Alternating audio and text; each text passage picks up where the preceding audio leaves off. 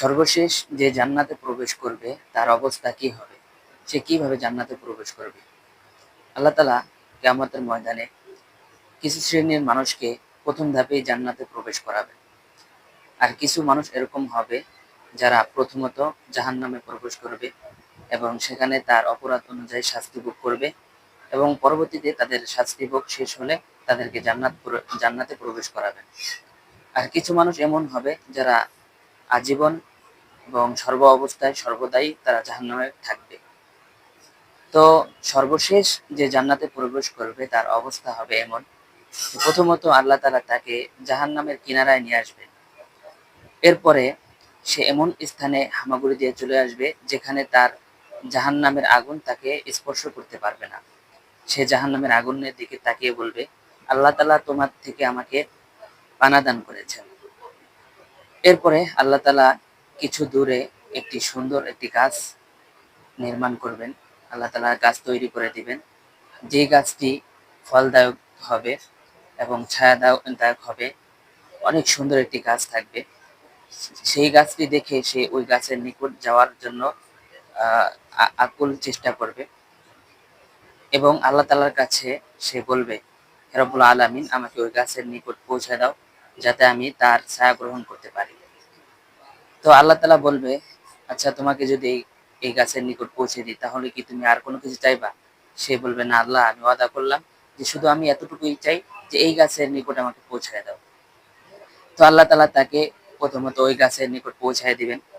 এরপর কিছুদিন পর আল্লাহ তাআলা আরেকটু সামনে আরেকটি গাছ নির্মাণ করবেন।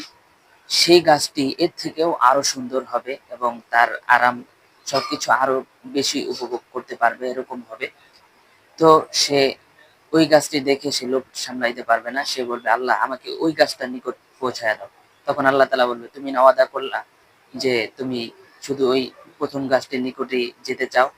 তো তখন বলবে, আল্লাহ, আমি আর কিছু চাই না, এবার ওয়াদা করলাম শুধু এই গাছের নিকটেই আমি যেতে চাই।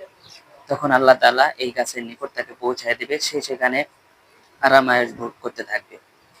এরপর কিছুদিন পর আল্লাহ তাআলা জান্নাতের দরজার কাছাকাছি এমন স্থানে একটি গাছ নির্মাণ করবে যেখান থেকে জান্নাতীরা যে নিয়ামত তারা ভোগ করতে থাকবে সেই নিয়ামতের আওয়াজ আসে এমন এক স্থানে একটি গাছ নির্মাণ করবে, যে গাছটি পূর্বের গাছ থেকেও আরো সুন্দর হবে।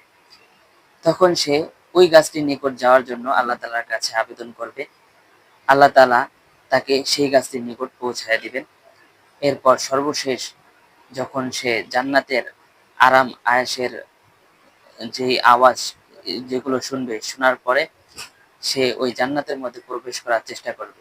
মানে আল্লাহ তাআলার কাছে সে আবেদন করবে, হে আল্লাহ, আমাকে ওই জান্নাতের মধ্যে, বলবে, যাও, তোমাকে জান্নাত দিয়ে দিলাম।